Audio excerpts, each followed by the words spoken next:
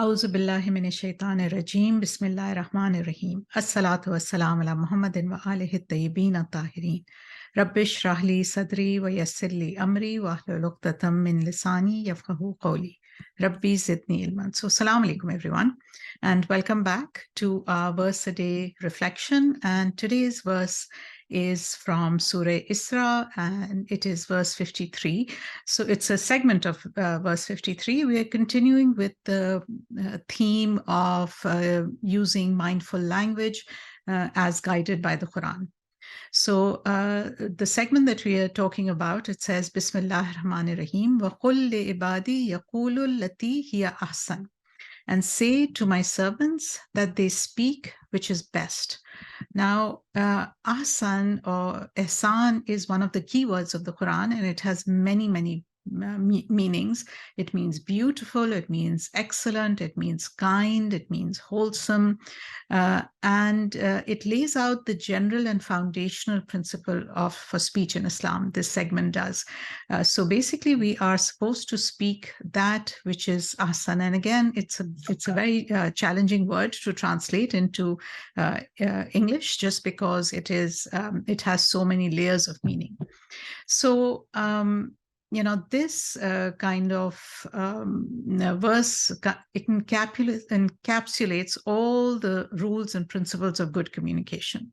And thinking about what would be a good way to address this, the famous saying which many of us have seen on social media, on forwarded on WhatsApp, but it's very appropriate here, and it says that before you speak, let your words pass through gates. At the first gate or filter, at the first gate, ask yourself, is this true? At the second gate, ask yourself, is this necessary? And at the third gate, ask yourself, is this kind? So let's go through this saying, because although cliched, it really has the wisdom to help us pause and become conscious of our words. And, the thing is that talking is so natural that we are very often unaware of the power that our words have. They very often slip unintentionally through our tongues without any filters, without any gates. And, our speech can sometimes just run away from our mouths before we have had time to engage our brain. So one of my favorite ways to remind myself is to tell myself, operate brain before engaging mouth. Operate brain before engaging mouth. And these kinds of filters or gates help us do exactly that. So let's go through them one by one.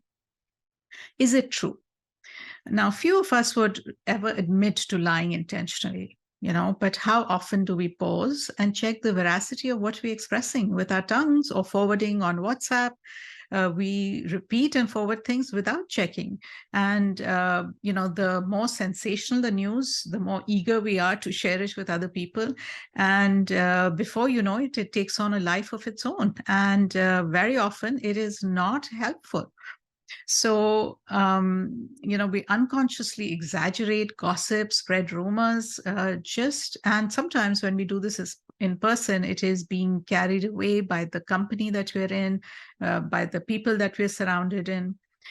And at other times, we may deceive intentionally to escape getting into trouble in the short term. Many of us have had experiences in childhood when we told the truth, we got into trouble. So we kind of learned to be frugal with the truth. And so when we don't want to get in trouble with our loved ones, and trouble means that we may not want to hurt them with the truth, or we, people in authority, we tend to take liberties. And we do not realize that a truth told to deceive impacts our relationships, our trustworthiness, and certainly our spiritual progress. Because, truth is that trust takes a lifetime to build, and it only takes moments to destroy. And when we get into the habit of being flexible with the truth, it kind of becomes second nature. It becomes a habit, and that habit can be quite challenging to break. So before we speak, let's ask ourselves, is this true? And if it is not, why am I saying it? What am I really trying to communicate by stretching the truth? And how will this little lie impact my relationship with God, with others? How will it impact my relationship with myself, my self-worth, my self-esteem? How am I going to feel about myself, when I am lying in bed and those little pricks of conscience disturb my peace? The second gate is this necessary? So is it really necessary to say all the things that we do in form of complaining, negative comments, general whining, telling people off? What does it really do except to bring the morale down of those who are around us? Now, this is especially true when we tell off people or remind them how they have failed or done wrong. And we want to tell them, I told you so. And we need to ask ourselves, how does that improve things? So when my kids were growing up and I would do my own little version of I told you so, they would often remind me, Mama, that is literally the least helpful thing to say right now. And it really was, because, reality is that when people have made a mistake, when they have, made a poor decision, they're often very well aware of it and they're smarting inside anyway. And telling them, I told you so, it just makes things worse. It is not helpful.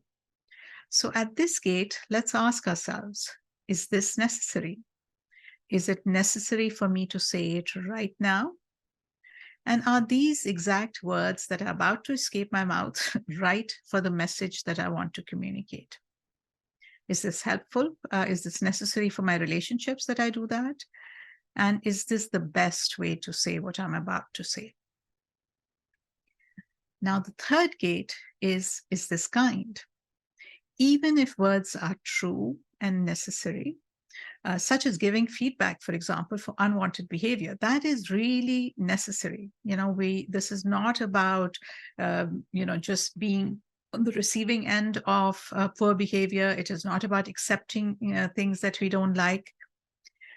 We still need to choose to say them in the kindest way possible. And as it is said, when in doubt, choose kindness. So being kind means that you take the feelings of your listener into account and you assess the impact of your words on them. I like to think of it as give the lowest necessary dose and no more. If you've made your point, then stop. Don't go on and on. This does not mean that we do not have difficult conversation or not hold people accountable for poor behavior. In fact, sometimes the kindest thing we can do for another is to offer them the gift of feedback or the gift of correction and a chance to make amends, a chance to correct what may be annoying, not just to us, but to other people as well. It does mean, though, that we do this in the most compassionate way possible. Now, I know, what you might be thinking, what I often think when this happens is that this would really slow down our speech. It's not very efficient. Yes, it will slow it down. And that's a good thing. That is exactly the point. Wise speech means that we reduce the quantity and improve the quality of our communication. That is how we build trustworthiness. That is how we build relationships with others, with ourselves, and with God. And sometimes it means that we remain silent if we cannot improve upon the silence. So thank you for listening and see you again tomorrow, inshallah.